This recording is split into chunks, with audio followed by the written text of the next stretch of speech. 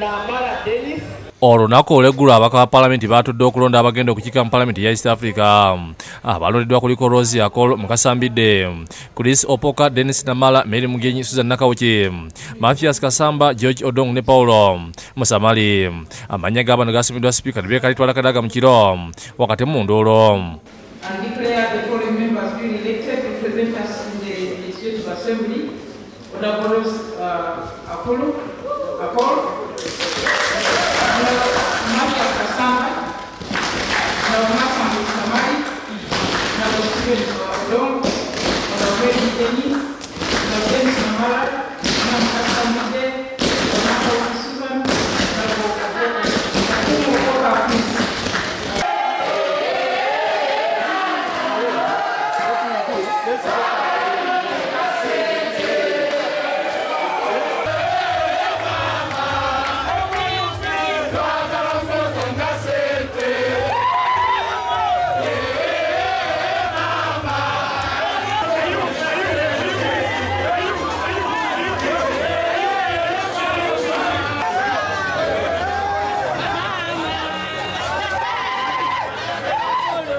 Olunaku kuno kwabadde okukakasa mmeme kwalese muna FDC Ingrid nawe n'abalala bakwanda luusi olwabako okubalemesa okubasaba akalulu obulungi. Olwaleero oluvannyuma lw'okusuulibwa mu kalulu kano Ingrid nawe yagende ku nneeyisa y'ababaka.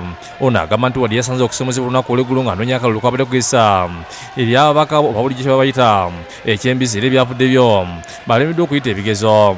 Be babyewandiikidde sinzaayo abitutteyo nga bawandiiseewo nti bali mbizi.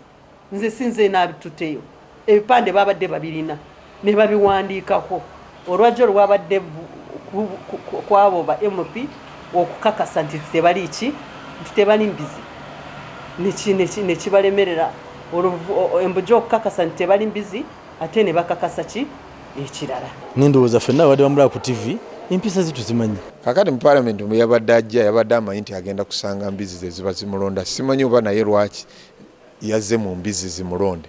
Bandi yandibadde afuna chance n'ayogera niyayogere ne baani babadde ayita embizi bulijjo kubanga Ingrid yabikola nga tamanyi tunaku lumu aleesanga mu Paalamenti. So jjo ababaka bamulaze nti defiance at whichever level eruma. Embizi ne zimumma akalulu kale neewuunya abantu bamaze okubayita embizi kakati ate lwaki ojja okubafunamu akalulu otala abantu obaako ekikyamu ku mutwe. Gamba nti yabadde omuwanguzi olunaku nga n'ensi yakitegedde nti ababaka ba Paalamenti abaliyo babosibwabosibwa. Era yabadde achievement yange ennene nensobola okubawiininga n'enyogera.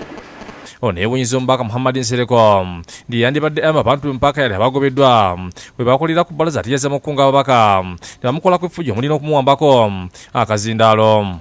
Era nze n'amaze nembuuza ne Honorable Nsereko kubanga Honorable Nsereko yabadde mu Paalamenti byonna ng'abitegeka.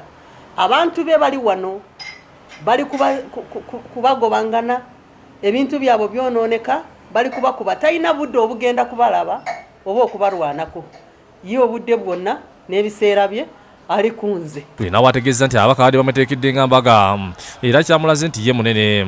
N'abadde neetegese bwebanga tebanzikiriza okwogera nga teri candidate omulala agenda okwogera.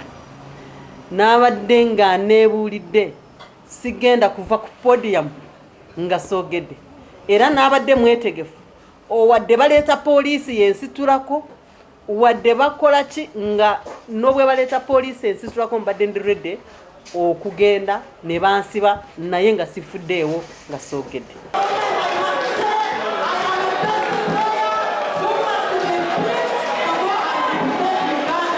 Naye twamulaze nti ensi yeetaaga okukkaanya. Ono yafunye obula 25 bwayogeddeko nti babadde bongi okusinziira ku mmeri yabaddewo.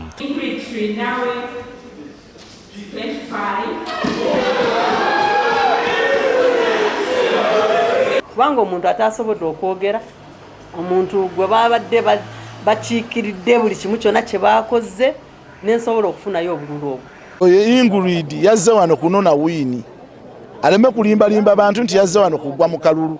Abantu embizi ze yazze okukimamu akalulu embizi ne zifuuka ettabu. Kati kiraga bamemba ba Paalamenti abalimu abo abampadde obululu be bamemba ba Paalamenti abatulowoozako ng'abantu. Ingrid afunye 0-0 wano mu bibuuzo bino ate n'ovaayo n'ocelebrating nga tolaba bamuguwa ddalu. Ababaka ba Paalamenti nabo bamwanukudde ku ffujjo lye bamukozeeko. mmanya nti bwe yaleeta obubizi ku palamenti n'avuma n'ababaka nti balinga embizi, nze ndowooza singa abadde alina moral standards yandibadde tajja. yakungudde kyabadde asiga bulijjo. Tosobola kusiga kamula n'okungula amatooke. Yali asomba obubizi abuteeka ku palamenti. Oyita otya bannembizi? Omusiraamu akita astagfirullah haram. Nota bannembizi of all animals. Nituli mbizi. Ate dashika muno gy'okusaba akalulu mu mbizi. Ingulidde omutwe gwe mulalu. Era asaana kusibula butabikeeyo. Toyinza kubanga omaze okuvuma abantu embizi. N'obasinisa ebinnyo n'obakola otya. Gwate nojja n'obaga nti njagala kalulu. Oba ddala omuguwa eddalu awedde emirimu eyeetaga okuteeka ku ddagala. Ingulidi yeetaga kuteeka ku ddagala. Obedi Lutale ne Rachel Nakasiba kusakidde guli ino lwa Bukedde TV.